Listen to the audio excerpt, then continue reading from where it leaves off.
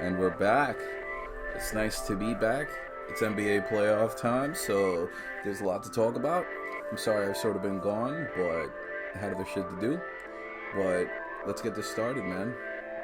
And let's get to what we're going to talk about playoff basketball. So just go ahead and do the motherfucking drop.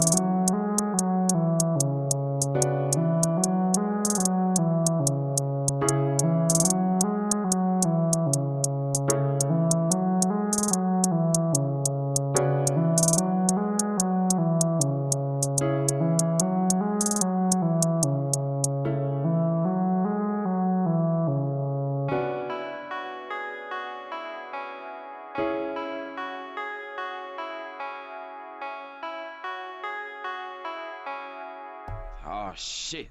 Here we go again.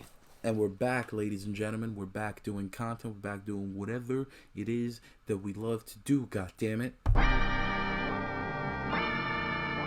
Anyway, I just wanted to sit down today and talk about something that I don't see a lot of people talking about, and that is how the Dallas Mavericks are on a collision course towards eternal mediocrity because the Luka reliant offense that they operate under is not going to win you playoff games or playoff series. Luka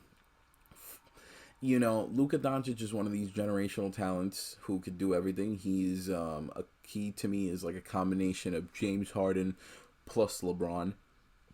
The playmaking, the sort of ability to get to the basket and absorb contact and go to the line and set up other guys is, again, Luka is a once in a lifetime type of player. Luka Doncic, as of right now, in his last few seasons, I think he's been averaging basically 38 and 8 the entire time he's been in the league since his rookie year. And in the playoffs, he becomes like a completely different beast, and he averages like I think 35 points a game in the playoffs. But it hasn't come with a lot of success.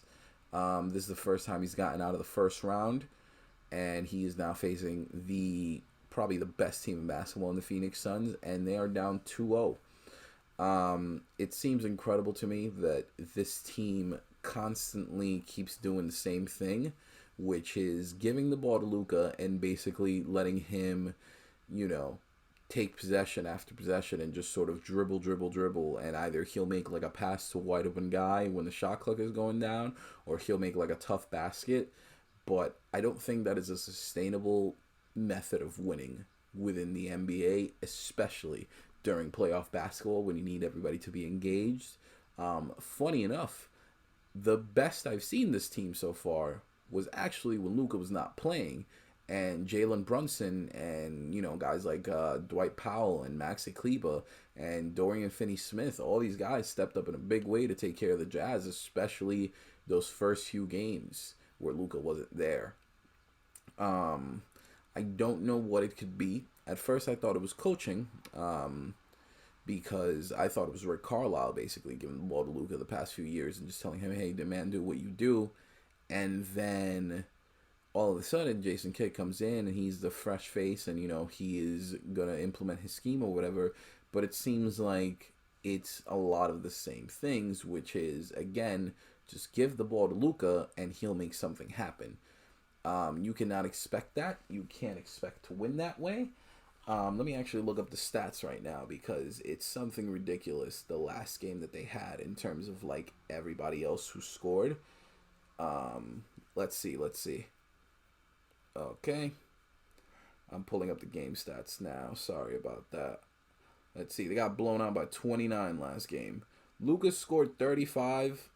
And then the only other starter to score over double digits was Reggie Bullock with 16.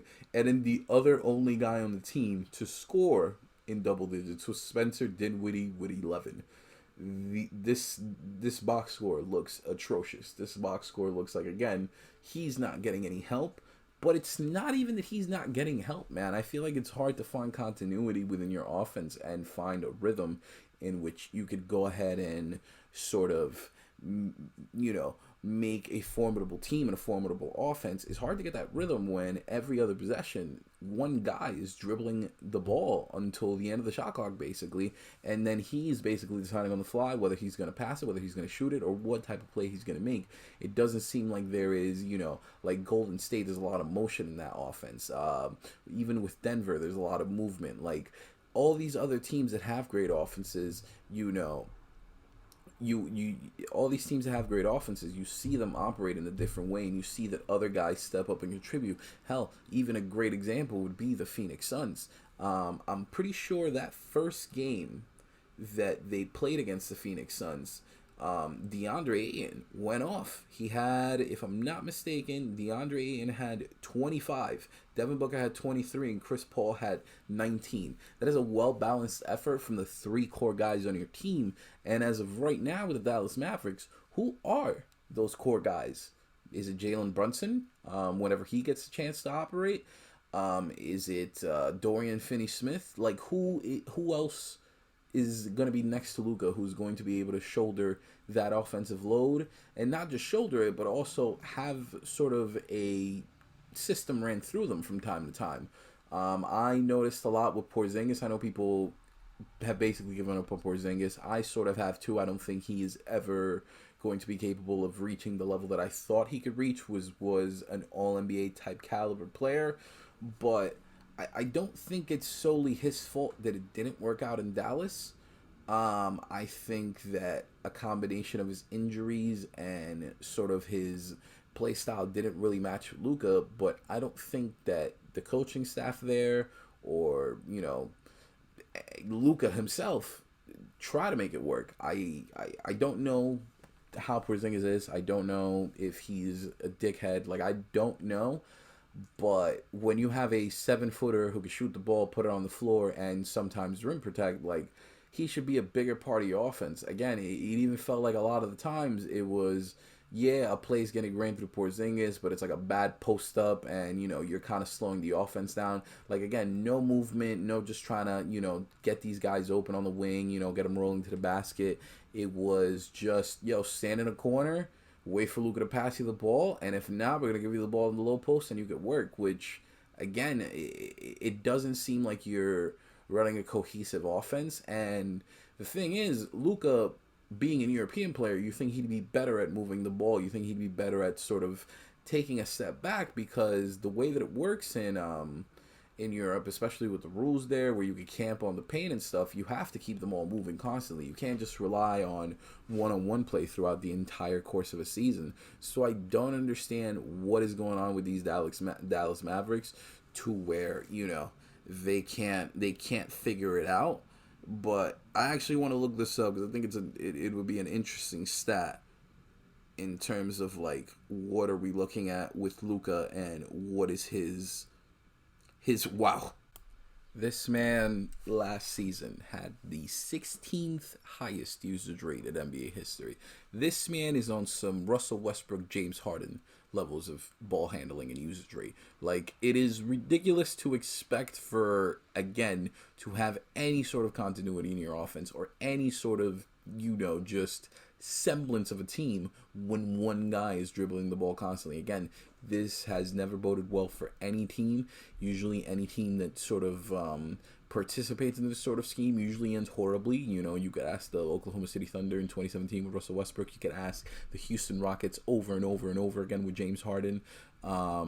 And hell, even look at the Brooklyn Nets this year, which was, again, the offense melted down all the time to just, let Kyrie Irving and Kevin Durant work. There's no semblance of actually coming up with a scheme to fool the other team's defense. If all you have to do is play one-on-one defense against a guy, you could let him beat you. If nobody else is beating you, man, Luka Doncic scored 35 points last game, and his box plus minus was -28. That means the Mavericks were 28 points worse when Luka Doncic was on the court. That's basically what that means. Like, they were getting outscored by 28 every time he was on the court, which is insane to think about, that a player of Luka Doncic's caliber could have such a stat line. Again, it's cool, man, but this guy is scoring a high volume and just having the ball in his hand all the time. And I don't know, again, how sustainable that is. Luka always looks gassed by this time of year, man. Like, Luka doesn't look like he's having fun. Luka looks like he's tired. Like, he just can't shoulder this ridiculous load that is placed on him. And whether that be by design or by choice, don't really know. Excuse me. Again, I'm not in these rooms and I'm not in these meetings with these guys, but it just, again, it doesn't make sense to me, because again, it's two coaches so far for him, and it's been the same thing every year, which is just, this guy just takes the ball, does whatever he needs to do, and then they end up losing in wild, disgusting fashion when he can't pull them out of this rut because nobody else can hit a shot. So I don't know. I think that it's time to maybe take Luka off the ball, sort of let other guys, aka Jalen Brunson, run the point maybe a little bit while Luka's on there. Like, just, again, mess with the lineup, see what you could find. But this whole Luka-centric offense is probably not going to get you anywhere. And not only that, it's making Luka look bad. It's making Luka look like, again, you're sort of a selfish guy, which I don't think that's the case. Like I said, I don't know if this is by design or by choice, but it makes Luka look like one of those guys that, I'm getting mine, but, we ain't going to do much winning. And I hate to see that. I hated for it to be that way for his career. He's he is a one-in-a-lifetime generational talent. This guy so far in his, 4 years that he's been in the NBA, 3 years, whatever the case may be, for his career, he averages 28, 8, and 8, basically.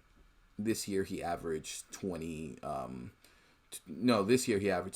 9, and 8, and then for his career he averages 26, 8, and 8. That's that is ridiculous how good he is. But until the Dallas Mavericks could figure out a way to not be so Luka reliant, they're never probably going to get anywhere out of anywhere in the playoffs aside from a second round exit or a one and done team. And you don't want to spend whatever time this man's career is again just spinning in this hamster wheel of mediocrity. Either that or he ends up leaving you.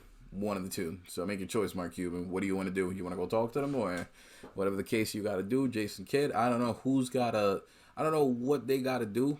I didn't like the fact Jason Kidd called out the entire team again and said, oh yeah, Luka's doing great, but everybody else kind of got to step up. And it's like, dude, they don't really touch the ball, man. Like, how are they going to step up? But they don't really get an opportunity to step up. They don't get an opportunity other than just, again, waiting for Luka to just give him the ball whenever he doesn't have a clear shot to the basket or a step back three. I don't understand, man. I think I'd rather take a Luka Doncic that's averaging 25, 8, and 8. And, they're winning rather than, a guy who's averaging 30, 40 points a game, but he's getting swept every year. You know what I mean? He blew a 2-0 lead last year. And this year, again, they're looking like they're about to get swept. So, I don't know. But anyway, it was nice talking about basketball again in this sort of forum. Hopefully I could be more consistent with the uploads and try to continue to pump these out. Update on my personal life. I got a new job. I work for a online sports book. I'm not gonna say the name of it, but yeah, I've been here for about 2 months now. It's been a really fun journey. It's been something eye-opening, and I've been really content with life as it kind of stands right now. A few other things in my personal life that I'm not gonna get into here, but yeah, I know that I've been gone for a while, but hopefully with this sort of job, I can gain some more stability and some more consistency as to doing this. So anyway, thank you for being here, and I appreciate it. Thank you so much.